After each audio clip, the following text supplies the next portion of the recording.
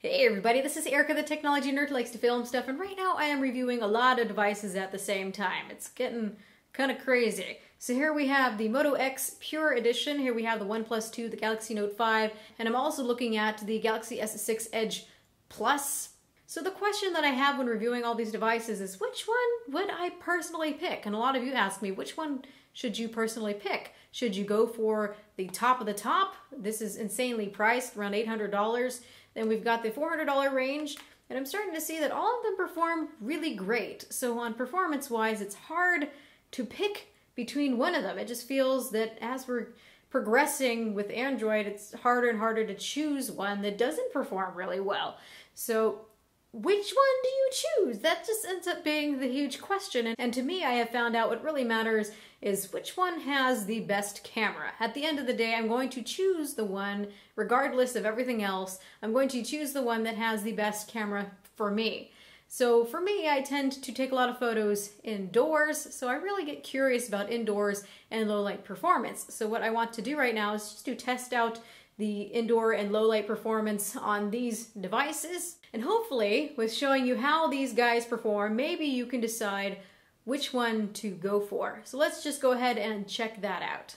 So let's start off with talking about the camera specs ever so briefly. Here we have the Moto X. This is a 21 megapixel camera f2.0 lens. No optical image stabilization as far as I have seen with the specs. Here we have the OnePlus 2. This is a 13 megapixel camera f2.0 lens, and it's got optical image stabilization, which helps with low light.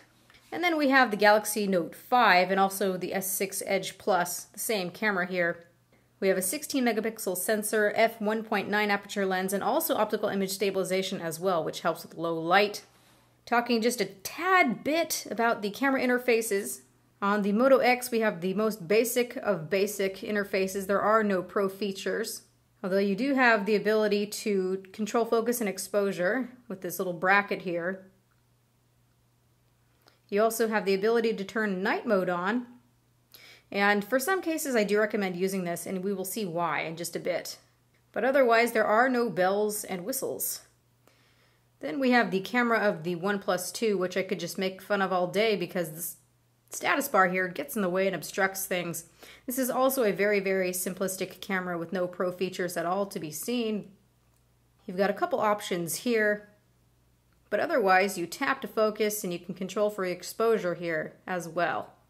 And then we have the Galaxy Note 5. One thing I want to show you and note here is that the lens is cracked. It goes right across the camera lens here, and in testing I did figure out that it did affect the image quality a little bit. It's a bit unfortunate. I have no recollection whatsoever as to how this happened, so I have this skin here, and I wish I would have put this little bit on top of the lens beforehand to protect that glass covering, but I didn't, and now I'm regretting it. So let it be known, and a lot of you already know, protect the glass on your camera on Samsung's phones. In terms of the camera interface, this is the camera interface that I like most. We do have a Pro mode in addition to our Auto mode. So just like these two, you can control for the focus, and you can offset your exposure as well. But underneath the Pro mode here, you've got a lot of new features.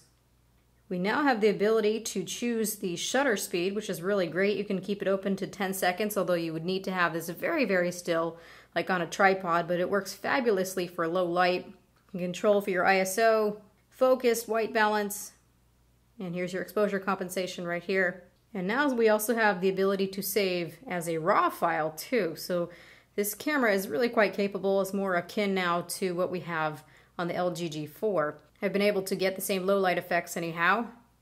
So this first set of images are outdoor images, and I'm not going to be focusing on in-sunlight type images, just simply indoor and also low light stuff.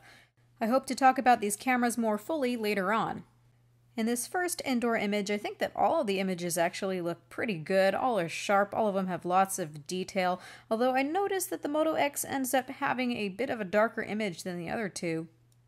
While walking around in town taking pictures, I seemed to find that over time that the Moto X constantly took some images that ended up being a bit darker than the others, but still nice and sharp with a lot of detail. Otherwise, they all seem to vary a bit with their own respective white balance and different color renderings. Now for some controlled lighting tests. There's just one lamp on here. All are doing well. All of them look nice and sharp, although I noticed just a little bit of noise that's creeping in on the Moto X. Now we are in controlled, very low lighting, and this is the Moto X. We can see that it really struggles to find a focus. When you turn the night mode on, it brings in a lot of noise and looks very pinkish. With the OnePlus, it's still sharp, but the image is very dark and we have some noise creeping in. And then we have the Galaxy Note 5, and the image looks sharp, and it is the brightest. It's got a good noise reduction filter. This image is not what catches my attention, though. What catches my attention is the Pro mode, and here we have a 2-second exposure, and you can see when it's kept really still how nice and clear and bright it looks. It reminds me of the couple of low light stills I took from the G4 with a couple seconds exposure as well. Nice, bright, sharp, just can't be beat. Most people won't be able to take advantage of this mode, though, unless they have a tripod. That's not something that most people are going to do. Carrying on with outside. First, we see that the Moto X struggles in low light, but then we do have night mode, which does help a little bit, though we do get a pinkish tone, and it looks quite noisy. And then we have the OnePlus 2, which does admirably in comparison, and it looks the most natural. So here we have the Note 5, and it does have the most light, but Samsung does like to embellish, and the colors are just too saturated and too warm here, but it definitely can perform in low light. Here again, the Moto X struggles with the night mode on and off. Then here we have the OnePlus 2 that doesn't look too shabby. It's quite sharp.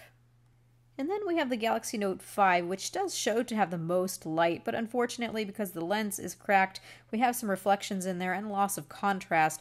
It would look much better without that lens cracked.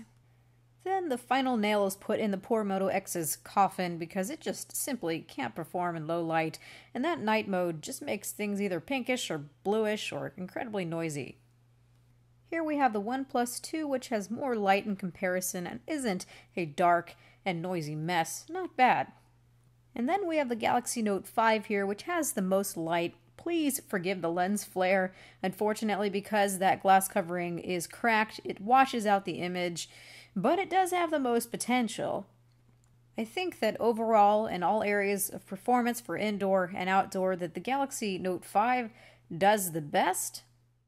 But the OnePlus 2 really is not so shabby at all. I'm surprised. I didn't expect it to do as well as it does, especially when looking at the Moto X. Unfortunately, it's very hard to purchase, but for $400, I'm quite happy with the camera. And as for the Moto X, as far as I have seen, if you're not someone who's planning on taking some low light shots, you still have a dual tone flash, which does help with low light, and also it does pretty well in indoor settings, and it does pretty well in outdoor settings. So just that one spot in low lighting is where it's just not phenomenal, so it doesn't cut it for me, but some of you might not have any problems with that whatsoever, so this is all I want to say right now with these. So thank you everybody for watching. This has been Erica, the technology nerd who likes to film stuff. Please rate, comment, and subscribe. Let me know what you think. These devices I decided to mash up because they're kind of the newest ones that are looming around right now that people seem to be asking me tons of questions about. So let me know what you think and have a good night.